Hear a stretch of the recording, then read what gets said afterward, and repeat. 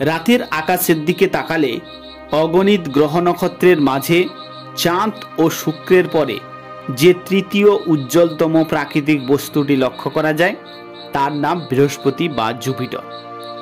চলুন আজকের এই পর্বে জেনে নিই বৃহস্পতি গ্রহের বিভিন্ন কিছু তথ্য।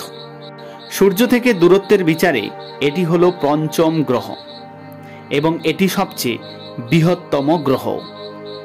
এত বড় যে এর মধ্যে প্রায় ১৩০০টি পৃথিবী অনায়াসে ঢুকে যাবে। আবার একে প্রাচীনতম গ্রহ মনে করা হয়, কারণ পৃথিবী সৃষ্টির প্রায় ৫০ মিলিয়ন বছর আগে এই গ্রহের সৃষ্টি হয়েছে। পৃথিবী তার নিজের অক্ষের চারিদিকে এক পাক ঘুরতে সময় নেয় ২৪ ঘন্টা, সেখানে বৃহস্পতি গ্রহের সময় লাগে মাত্র ৯ ঘন্টা ৫৫ মিনিট। আবার বৃহস্পতি সূর্যের চারিদিকে একবার ঘুরতে সময় নেয় ৪৩২৯ দিন। বৃহস্পতিকে একটি গ্যাসীয় দানবও বলা হয়, যা মূলত ৯৯% হাইড্রোজেন ও হিলিয়াম গ্যাস নিয়ে গঠিত হয়েছে, আর বাকি রয়েছে মিথেন, অ্যামোনিয়া, ইথেন ও অন্যান্য গ্যাসসমূহ। এই গ্রহের উপগ্রহের সংখ্যা প্রায় ৯৫টি, যার মধ্যে 4টি উপগ্রহ সবচেয়ে বড়। এই 4টি উপগ্রহ হল গ্যানিমিড, আইও, ক্যালিস্টো ও ইউরোপা। এদের একসঙ্গে গ্যালিলিও উপগ্রহ বলা হয়, কারণ গ্যালিলিও প্রথম এটি আবিষ্কার করেছে। এদের মধ্যে সবচেয়ে বৃহত্তম উপগ্রহটি হল গ্যানিমিড, যা বুধ গ্রহের চেয়েও বড়। বৃহস্পতি গ্রহের রহস্য ভেদ করার জন্য ১৯৮৯ সালে 18ই অক্টোবর গ্যালিলিও স্পেসক্রাফট নামে একটি মহাকাশযান যাত্রা শুরু করে। প্রায় ৬ বছর ধরে এটি গেছিল।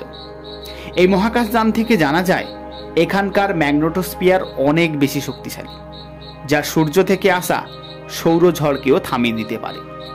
এই মহাকাশযান থেকে জানা যায় বৃহস্পতি গ্রহের মধ্যে বিভিন্ন ধরনের রঙিন মেঘ অবস্থান করছে, যা খুব সুন্দর দেখতে হলেও খুব ভয়ঙ্কর হয়। এগুলি সর্বদা এই গ্রহের চারিদিকে আবর্তন করে চলেছে। এদের মধ্যে গ্রেট রেড স্পট হল সবচেয়ে ভয়ঙ্কর ঘূর্ণিঝড়। সৌরজগতের গ্রহগুলির মধ্যে সবচেয়ে গতিশীল গ্রহ হওয়ার কারণে এই ঘূর্ণিঝড়কে এত বেশি শক্তিশালী করেছে। এখানে একবার এই ঘূর্ণিঝড় শুরু হলে তা বছর বছর ধরে চলতে থাকে, তা সহজে থামে না। তার কারণ আমাদের পৃথিবীর মতো কোনো গাছপালা, ঘরবাড়ি, পাহাড় পর্বত না থাকার জন্য কোথাও বাধাপ্রাপ্ত হতে পারে না। বিজ্ঞানীরা অনুমান করেন পৃথিবীর তুলনায় বৃহস্পতির মধ্যাকর্ষণ শক্তি প্রায় ২.৫ গুণ বেশি হয়। অর্থাৎ কোনো মানুষের ওজন যদি পৃথিবীতে ১০০ কেজি হয়, তাহলে বৃহস্পতিতে হবে ২৫০ কেজি। আবার এত বেশি মধ্যাকর্ষণ শক্তির জন্য বিভিন্ন ধরনের মহাজাগতিক বস্তুগুলিকে তার নিজের কেন্দ্রের দিকে আকর্ষণ করে। এর ফলে পৃথিবীতে থাকা জীবজগৎকে রক্ষা করে চলেছে। আজকের ভিডিওটি কেমন হয়েছে কমেন্টের মাধ্যমে জানান। ভালো লাগলে লাইক দিন, শেয়ার করুন। এই ধরনের নতুন নতুন বিষয় সম্বন্ধে জানতে আমার এই চ্যানেলটি সাবস্ক্রাইব করুন।